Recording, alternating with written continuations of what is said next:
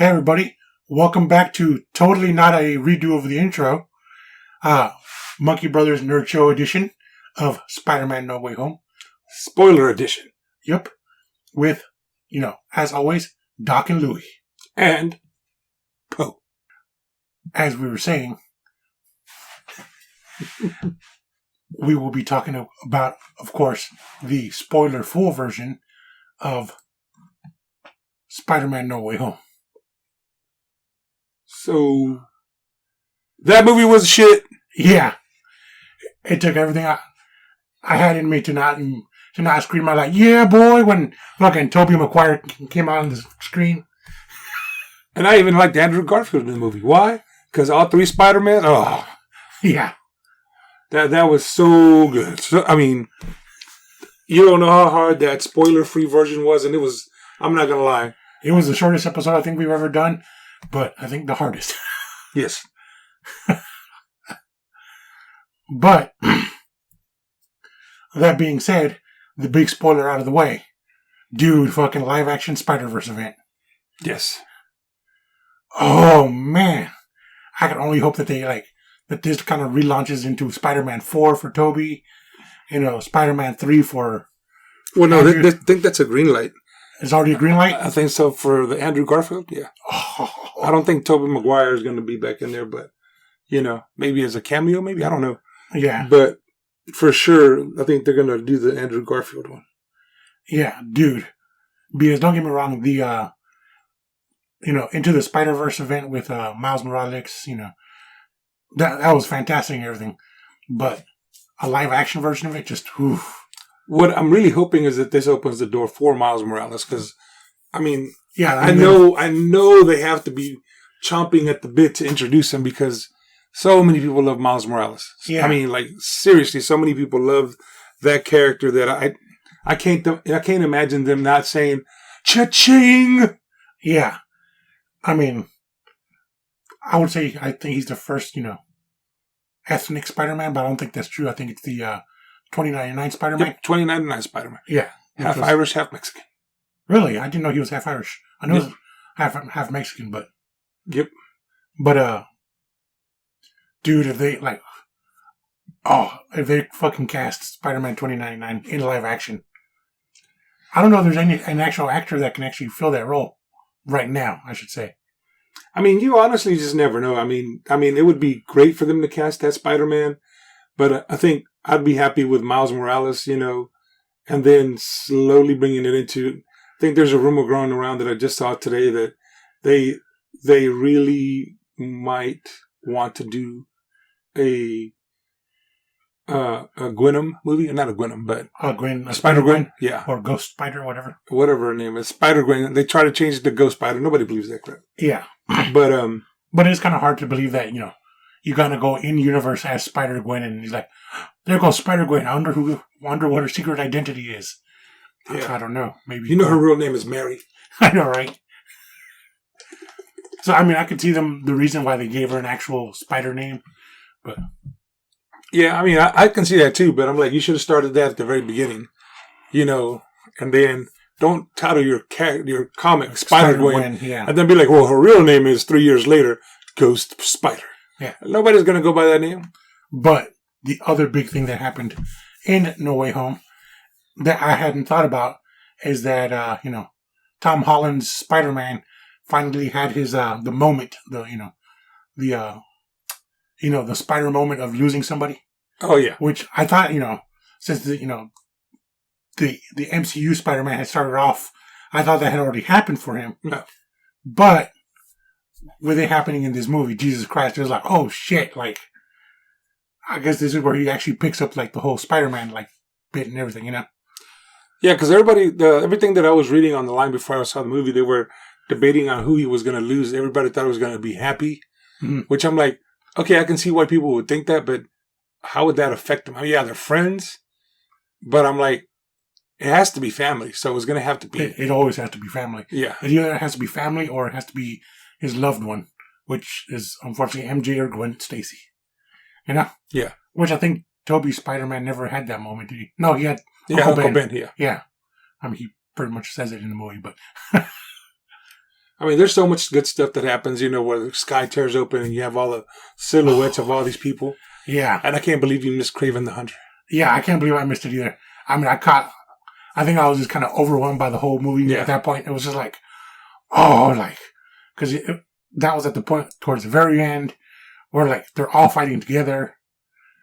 Now that was awesome to have all three of those Spider-Men fighting together. Yeah, I was like, that was freaking awesome. Which was like another cool thing was, seeing the disorganization amongst them at first. Yeah, you were like, what the hell are we doing? Yeah. But yeah, the sky tearing open, Kraven the Hunter, Scorpion, Rhino. Yeah, and the Rhino. Which you said that they might be bringing in the more big dude, like skin tight suit Rhino. Yeah. And I'm just like, I actually kind of like, and by all means, we had this conversation outside the theater that day. God, no, don't say it. I actually like the Paul Giamatti Rhino in the giant mech suit. Like, by all means. Okay, so I would agree with you. It just looks so shitty. Like, if they redesigned it and the CGI looked better, I could understand. Okay, I'd be on your side in that argument, right? But if you go back and look at that end scene in that Spider-Man movie, that shit looks so horrible. Like, it literally, I'm like, is it running on steam? Like, are the wheels going to be a chugga, chugga, chugga, chugga? I'm like, because it just looked terrible.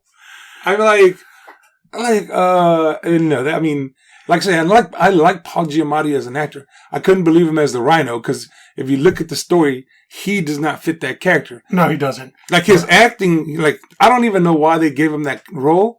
Because for one, that should have been for him, it's money, right? But yeah, I think that's exactly what that was. He was just like, I'll take the role if you're offering it. Like, but cha-ching. Right.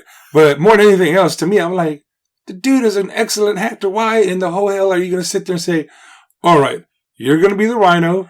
You have to sit there, and it's like, okay, you like getting Christopher Walken, even though sounds like an awesome idea. Damn. I was going to say, if you got Christopher Walken to play the Stan Lee character in another universe, you know how Stan Lee always makes cameos in there? I'd be like, that would be awesome. But there was a little Easter egg there. I found that out today. Apparently, you remember when Doc Ock makes his first appearance on the bridge? Uh-huh. And you have to go back and look at it, but there's a taxi cab, and on the taxi cab, the number on the taxi cab was like 1218. Mm-hmm. And it was significant to Stanley. It was supposed to be like something like the year he was born in, which I don't think it was 1912, but it was something significant like that. The number meant something. So I don't know. Like, damn, dude, you hate to say it, but damn, you were ancient. You know what? Yeah. I mean, he was, but it just. But nonetheless, I mean, sure, he was beloved, but, it's one of those things that I'm like, I don't know. Like I said, the movie was so good. Like, if you haven't seen it and you just listen to this, my bad. Well, not really, because we have spoilers we have spoiler labels all over it. So that was your bad. Yeah, this was your bad. But that movie was so good. Like I said, it would just, like I said, most of this Marvel movies, yes, they make a lot of money, but some of them, they fall short of what the expectation is. I don't think that happened with this one at all. Yeah. I even like, Doctor Strange being in it. I mean, sure, like you said in the last episode, it sets it up for his movie, but I really liked him being in this movie, like playing the adult in the movie, Yeah. And then the universes that he like took him to, not universes, but the other worlds there too, like Mirror World or whatever. Yeah. So I thought that was pretty cool. Yeah, for sure. I mean, Doctor Strange played a minor role in this one. Yeah. I can say that. But, man. Of course, the other big scene is, Andrew Garfield, Spider-Man 3, I think they said, saving MJ. Oh, no. Yeah, Spider-Man 2. Yeah, he's saving MJ, where they said, if you notice the difference, Tubbo, where he tried to save Gwen Stacy. He webbed her and broke her back pretty much. Yeah. Like, say, man, you're supposed to be a fucking genius, and this is how you thought you were going to save her?